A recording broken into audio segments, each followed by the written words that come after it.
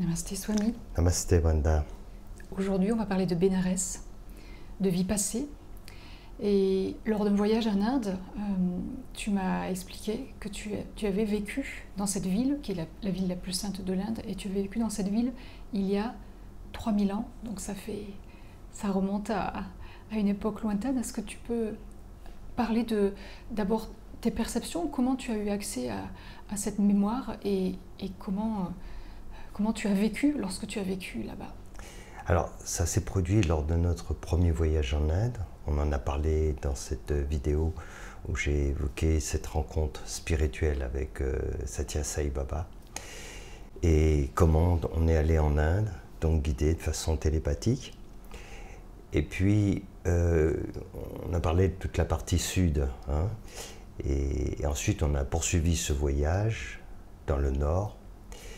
Et on a fait différentes villes. Tu te rappelles mieux que moi, je pense, cette ville. Il y avait Bénarès, Haridwar, Rishikesh. Alors, Bénarès, évidemment, est une ville connue dans le monde entier, réputée en Inde, puisque c'est la ville, disons, la plus sainte, la plus vieille aussi, en Inde, mais même, je crois même du monde, en fait. Et c'est le lieu où tous les Indiens rêvent de quitter ce monde, parce qu'il est dit que quand on quitte son corps à Bénarès, on ne se réincarne pas. Alors, lors de ce voyage que l'on a effectué ensemble, on est arrivé toujours guidé télépathiquement à Bénarès. Donc, je disais, j'évoque cela en détail, on l'évoque ensemble dans cette vidéo. Oui, pour rappel, ce premier voyage, c'était en 2003. C'est ça, en 2003. Je me rappelle bien comment ça s'est passé quand on allait atterrir, on a pris l'avion pour arriver à Bénarès. Et à ce moment-là, comme ça se faisait quand on se déplaçait, quelques instants avant d'arriver, j'ai la perception du lieu où on va aller, parce que rien n'est prévu, a priori, rien n'est organisé. Et là, je vois qu'il nous faut aller dans un hôtel. Mais alors, ça me surprend un peu parce que cet hôtel, le nom qui me vient, c'était le Ganges, c'est ça? Palace of Ganges. Et moi, je voyais donc le côté, l'hôtel du Ganges. Mais en fait, ce qui s'est passé quand on a regardé un peu, il y avait des personnes qui voyageaient avec nous à regarder, a vu qu'effectivement cet hôtel, bah oui, il existe, bon, il y avait des chances aussi au bord du Gange, mais il s'agissait d'un palace. Bon, alors quand on a atterri là-bas, à Bénarès, et qu'on allait, je dis, bah, peut-être que c'est quand même pas l'endroit, parce qu'on n'est pas venu quand même pour aller dans un palace, et puis on n'avait pas les moyens, hein, c'était pas, on cherchait un hôtel tout simple. Mais c'était l'intuition que j'avais, donc ça m'a un peu surpris puisque tout était très précis jusqu'alors. Et c'est pour ça que des personnes qui nous accompagnaient dans le psycho a insisté, a dit mais tu as dit que c'était là, il faudrait quand même qu'on aille voir. Et moi j'ai dit oui mais bon c'est un palace quand même, c'est pas ce qu'on a prévu, on n'a pas les moyens financiers, même si on avait eu tous les moyens pour faire ce voyage, mais il n'était pas question de dépenser une fortune et aller dans... Voilà. Ce qui s'est passé ensuite, c'est que donc elle a insisté, j'ai dit bah écoute si tu veux, on va y aller, on est tous allés. Et quand on est rentré donc dans ce palace, c'est Ganges, très bel hôtel, magnifique. J'ai dit bon allez, on y va j'y vais pour faire plaisir, mais on va pas rester. Puis on a été accueillis, tu dois t'en rappeler, très chaleureusement par une personne, c'était une dame qui était là, et donc je lui ai expliqué la situation. J'ai dit bah, écoute, on est venu voir votre hôtel, mais ceci étant, on n'a pas les moyens, je crois de mémoire, je ne sais pas si c'est ça, mais c'était plus de 5000 roupies par nuit, enfin bref, nous notre budget c'était pas plus de 1000. Donc ça n'a strictement rien à voir. Et quand je lui ai dit ça, elle m'a dit quand même, oui d'accord, mais combien vous avez comme budget? Alors, je lui ai dit non, je ne vais pas lui dire mon budget, c'est ridicule. J'ai dit mais non, j'ai dit ça n'a vraiment rien à voir. voilà, on est plutôt là pour visiter, regarder. Et donc elle a souri et elle a insisté quand même. Donc je finis par lui dire, écoutez, pour finir ça, j'ai dit voilà ce qu'on a comme budget. Elle a écouté, elle m'a dit attendez un petit instant, tu te rappelles hein? Oui, parce qu'elle a appelé son manager. Elle a appelé son manager, tu veux raconter la suite? Elle a appelé son manager et 5 minutes après, elle est venue nous voir et elle nous dit c'est bon, vous pouvez rester. Alors, c'était vraiment très drôle parce que, en fait, c'est symbolique tout cela. C'est symbolique. C'est pas parce que merveilleux, on va dans un palace, on s'en fiche complètement. C'était pas ça le truc. Mais c'était symbolique après tout ce parcours, tout ce voyage qu'on avait fait et arriver dans ce lieu sacré de Bénarès. Alors, on a été guidé, clairement dans ce lieu symbolique. C'est un message qui m'était délivré en disant voilà où je te reçois maintenant après avoir fait tout ce périple, tout ce travail, tout ce parcours spirituel. Et donc, on s'est retrouvés dans ce palace, au bord du Gange, magnifique, mais c'est surtout le symbole. Et c'était très puissant, tout le monde l'a vécu comme ça d'ailleurs. On s'est dit, waouh, qu'est-ce qu'on fait là? Et en fait, c'était vraiment comme une forme de consécration, pour dire, voilà, tu es arrivé au bout de ce voyage. Et à Bénarès, ce lieu saint, voilà où tu es reçu. Et c'est pas pour rien, en fait. Et c'est là que les messages ont commencé à défiler dans ma tête. J'ai commencé à méditer. Et puis ensuite, on est allé au bord du Gange, on a pris une barque, on a commencé à voyager. Et là, progressivement, des souvenirs sont montés de ma mémoire. Et j'ai commencé à ressentir ce lieu comme un endroit qui ne m'était pas inconnu. Tu as des souvenirs aussi de cela? Oui, moi je me souviens très bien cette arrivée, et même avant cette arrivée, où mon cœur bondissait de joie à l'approche de cette ville. Et en fait, la découverte de ce lieu, de ce palace qui était vraiment un très bel endroit, très bien décoré, et puis très bien placé aussi sur l'un des ghats qui sont en bout de la ville, donc au calme, un endroit vraiment super. Et en même temps, pour moi, c'était pas ce côté de l'hôtel qui créait cette joie. En fait, quand on a commencé aussi à marcher le long des ghats et à naviguer sur le fleuve, en fait, je sentais une joie indescriptible. Et pour moi, le côté richesse, le côté fastueux, majestueux, extraordinaire, magique, venait du fait d'être à Bénarès. Et au-delà de, parfois à certains endroits, de la saleté, ou des fois de certains lieux qui sont un peu plus obscurs, il y avait quelque chose qui se dégageait, une énergie extraordinaire qu'on commence déjà à ressentir quand on pose le pied sur l'Inde, oui. Dès l'aéroport, dès qu'on pose le pied sur le sol de l'Inde. Mais à Bénarès, c'est vraiment particulier. Bénarès, c'est une ville qui se découvre en bateau, en barque, oui. Et donc c'est des barques à la main, donc il n'y a pas les bruits de moteur, donc on glisse sur l'eau, et c'est la façon de découvrir la ville, puisque elle est, en tout cas la partie qui est avec tous ces bâtiments, tous ces ashrams, tous ces temples qui sont sur les ghats, face au fleuve. Ce qu'on appelle les ghats, ce sont ces larges terrasses en pierre étagées, donc qui permettent de descendre jusqu'au fleuve. Et donc grâce à ce moyen de déplacement, grâce à la barque, on peut naviguer, flotter le long, remonter et le long du Gange et parcourir, voir en fait toute cette vie le long du Gange, tous ces temples, ces ashrams, tous ces yogis, ces personnes, ces pèlerins qui sont là, et commencer à découvrir l'atmosphère de Bénarès. Ce qu'on a fait bien souvent d'ailleurs. Et on le faisait quasiment tous les jours, à pied ou en bateau. Et c'est là où tu as commencé à parler de ta vision, de ce que tu voyais au-delà de ce que les yeux nous montrent quand on est à Bénarès, parce qu'on voit effectivement beaucoup de choses, c'est très coloré, il y a une vie très animée aussi. Et tu as commencé à nous parler de cette vision que tu avais de ce fleuve, de la lumière que tu voyais et de tes visions à ce moment-là. Absolument. Comme toi, j'ai ressenti avant d'arriver à Bénarès une impression très particulière. déjà tout ce voyage, c'est un voyage mystique, donc je ne vivais que des choses extraordinaires, mais il y avait quelque chose de particulier que je sentais qui allait se produire à Bénarès. Donc cet accueil dans ce lieu, c'était très symbolique, je l'ai bien compris comme tel, et ce lieu me parlait. Je sentais qu'il commençait à me parler. Alors quand je dis qu'il me parle, c'est d'une façon holistique. C'est ce que je voyais, ce que les yeux nous permettent de voir, ce que nos yeux ne nous montrent pas directement aussi. Et c'est toutes sortes de perceptions. Et effectivement, il y a plusieurs niveaux en fait. On a plusieurs regards.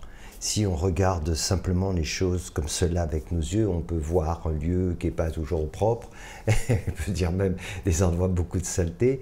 Quand on voit l'eau du Gange, ça peut faire peur, vraiment. Et quand on voit des personnes qui boivent l'eau du Gange à Bénarès qui est tellement polluée, là vraiment on comprend plus ce qui se passe et on n'a certainement pas intérêt à faire la même chose, à moins de vouloir vraiment finir sa vie là maintenant à Bénarès. Mais il y a un autre regard, et ce regard c'est la dimension mystique. Et là, il y a une énergie, il y a quelque chose. Effectivement, tu parlais des yogis. Et je voyais effectivement des gens qui ont ce regard différent et qui vivent là-bas depuis des années. Et effectivement, ils font tout dans le fleuve. Ils peuvent boire l'eau, ils font ce qu'ils veulent parce que, en fait, ils sont sur un autre niveau vibratoire. Donc, ils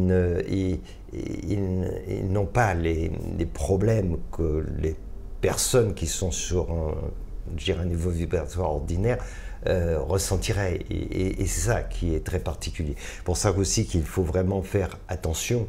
Tout le monde ne peut pas faire ça. On ne peut pas venir se dire on va se baigner tout le temps, puis 4 heures du matin et tout ça. Plusieurs fois, on fait ces ablutions dans le fleuve. Et puis d'un autre côté, utiliser l'eau pour tout, et notamment pour boire, se laver, etc. Mais ces personnes qui vivent là, qui sont des yogis, des méditants et tout ça, peuvent le faire parce qu'ils sont préparés. Et ils sont sur un niveau de conscience qui leur permet de ressentir l'énergie du lieu, de ressentir, de bénéficier et de ne pas être incommodé par les vibrations qui sont plus basses de la matière. Donc c'est ça en fait, et ça c'est vraiment important de le comprendre. Et c'est comme ça qu'on peut voir des tas de choses que nos yeux ne nous montrent pas. Et puis voilà, il s'est produit un moment où cette mémoire est remontée, et là, en se promenant, quand on marchait à pied sur les Ghats, à un moment j'ai ressenti un lieu, des lieux, et là je me suis dit, mais je connais cet endroit, je suis venu ici, je connais Bénarès. Et là, mémoire est vraiment remontée, j'ai pris le temps de méditer, et là, c'était un flot de choses qui sont remontées à la mémoire, et j'ai pratiquement jamais parlé, en fait. Moi non plus, je ne suis pas au courant. Donc c'est la bonne occasion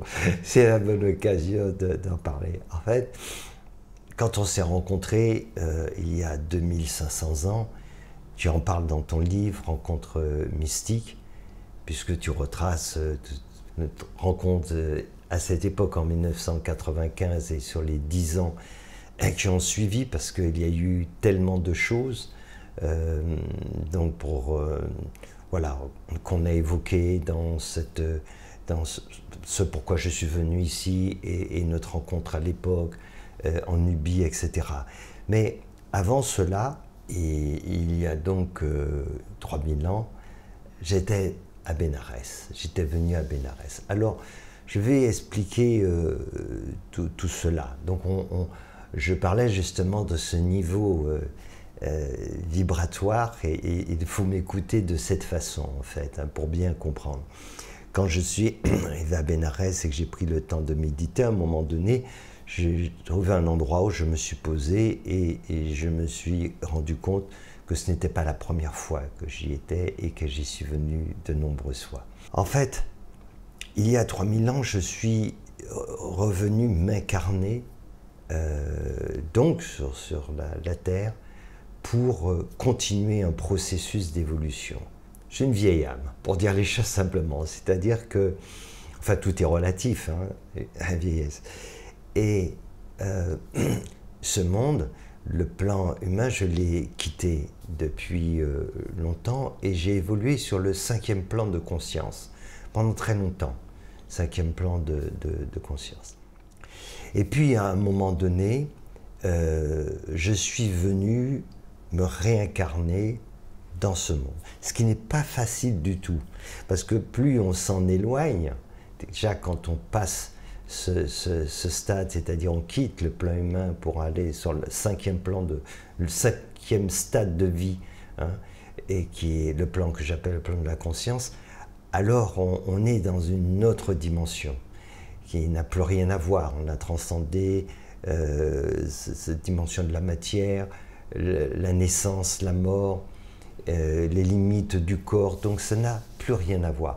Et sur ce plan-là, on est dans un phénomène d'expansion de conscience, c'est-à-dire il y a des niveaux.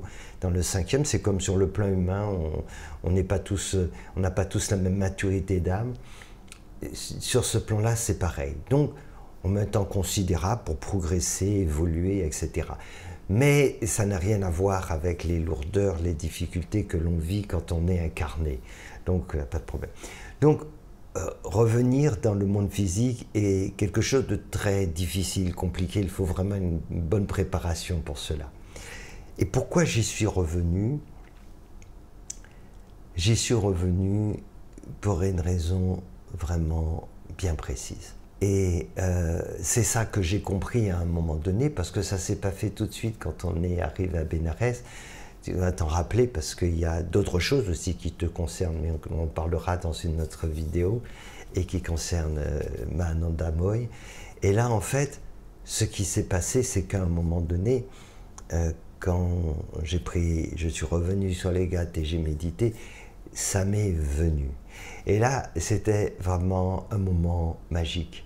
Et c'est bien que tu expliques quelque chose avant, Brenda, sur les Ghats, parce qu'il y a le côté sacré et puis il y a un côté qu'il n'est pas. Est-ce que tu peux en parler juste un petit peu de cet aspect? Oui, toute la ville de Bénarès est construite en fait d'un seul côté de la rive du Gange, qui est considérée comme la rive sacrée et la rive qui est pure. Donc on a une ville totalement dissymétrique par rapport au fleuve, parce que toutes les constructions, les temples, toutes les habitations, en fait, donnent sur cette partie du fleuve, et donc les terrasses, tout est évidemment orienté vers le fleuve, ce fleuve sacré, et on voit en face l'autre rive qui est absolument désertique. D'ailleurs, il n'y a pas de végétation non plus, ou très peu, dans mon souvenir, et toute la partie construite, le centre historique, et cette fameuse partie de Bénarès que l'on voit quand on voit des photos de Bénarès, on les voit toujours prises de ce côté-là, parce que l'autre côté en fait est inhabité, il est laissé désert, parce que c'est une rive qui n'est pas sacrée, qui n'est pas pure, donc tout est construit du même côté. Oui, il est considéré, comme tu dis, comme impur en fait. En réalité, ce qui s'est passé, c'est quand je suis resté un moment, méditer, c'était un après-midi. Mon regard s'est porté sur l'autre rive et cette mémoire est revenue en moi. Et j'ai compris en fait, enfin tout est venu de façon très, très claire.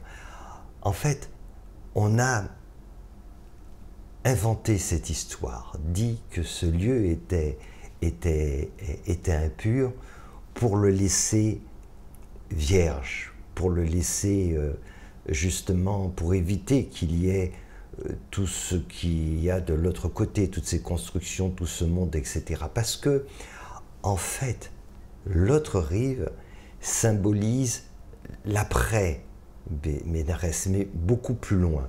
Alors, pour bien comprendre, j'essaie d'être explicite.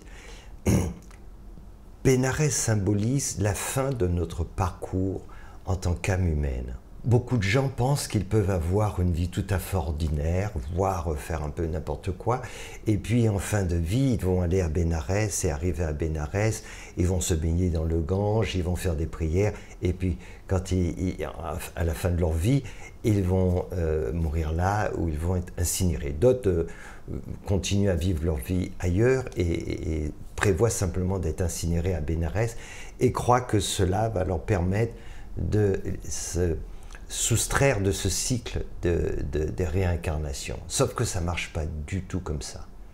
C'est pas du tout comme ça que ça se passe. Je crois qu'il y a par an au moins 30 000 crémations qui se font là-bas à Bénarès, si ce n'est plus. En fait, Bénarès symbolise le parcours final. Mais faut-il le faire, ce parcours? Si on ne l'a pas fait, ça ne sert à rien de venir à Bénarès, ça ne sert strictement à rien.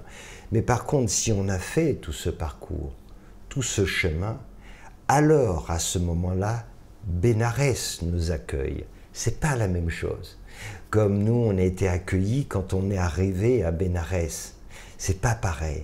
Bénarès t'accueille parce que te dit, voilà, tu as fini ton parcours dans ce monde qui est difficile, qui est laborieux. Maintenant, il te reste quelque chose à accomplir, et ce lieu magique, mystique, va t'aider justement à franchir la dernière étape. Ça, c'est complètement différent. C'est ce que vivent un certain nombre d'ascètes, de yogis, pas que. Il y a des gens aussi qui ont eu une vie, je dirais, un peu plus conventionnelle, mais qui ont par ailleurs une démarche spirituelle aussi, une vraie démarche spirituelle, et qui ensuite, quand ils ont fini leur activité professionnelle, leur responsabilité familiale, etc., se retirent, méditent, font un travail vraiment spirituel, et certains viennent à Bénarès et sont prêts à passer à autre chose. Voilà. Mais il faut bien comprendre qu'il y a vraiment beaucoup de gens qui abordent cela de façon totalement profane, en fait. Et ça ne marche pas ainsi. Bénarès est un lieu sacré, et il y a une énergie très particulière, mais cela n'a de sens que si on est prêt pour vivre vraiment cela. Il y a, quand je suis là-bas, j'ai vu beaucoup de yogis, beaucoup d'ascètes, d'autres personnes venir là-bas, et qui étaient vraiment prêtes. Certaines n'allaient pas forcément encore quitter ce monde définitivement, mais le lieu, l'endroit avec toute cette énergie particulière aident énormément, et ont aidé des tas de gens à s'élever, à aller plus loin dans leur parcours spirituel. Moi, en fait, quand je suis retourné à Bénarès, ayant quitté ce plan de conscience, étant sur le 5e plan de conscience depuis longtemps, j'étais venu pour une autre raison. Et cette raison, c'était atteindre l'autre rive. Alors ça peut paraître étrange, je ne peux pas expliquer tous les détails de cela. Pourquoi revenir sur la Terre, ce serait trop compliqué à expliquer. Mais ça faisait partie de ce processus, c'est revenir pour accomplir un certain nombre de choses, et un travail très particulier pour pouvoir atteindre cette 6e dimension. C'est cela, en fait. Et dont je parlerai dans une autre vidéo, mais c'est très important de comprendre que c'est là que ça s'est passé. Et j'ai pris beaucoup de temps, ce sont des années. J'ai resté à cette époque à Bénarès, que j'ai médité et que j'ai regardé l'autre rive. Et l'autre rive, à un moment donné, n'était plus celle que l'on voit avec les yeux. Mais un jour, lors d'une méditation profonde, j'ai même ouvert les yeux et j'ai vu Shambhala, le 6e plan de conscience.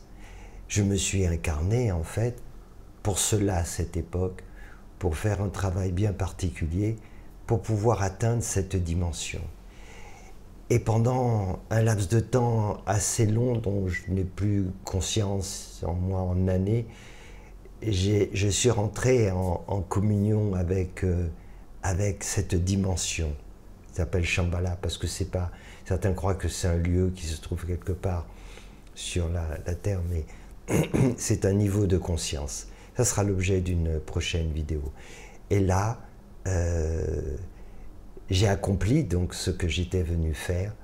Et donc, le moment venu, j'ai quitté mon corps à Bénarès pour parvenir sur le 6e plan de conscience et rejoindre Shambhala.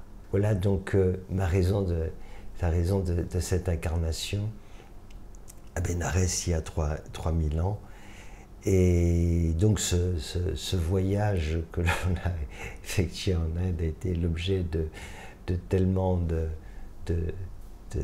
découvertes et aussi de mémoire qui s'est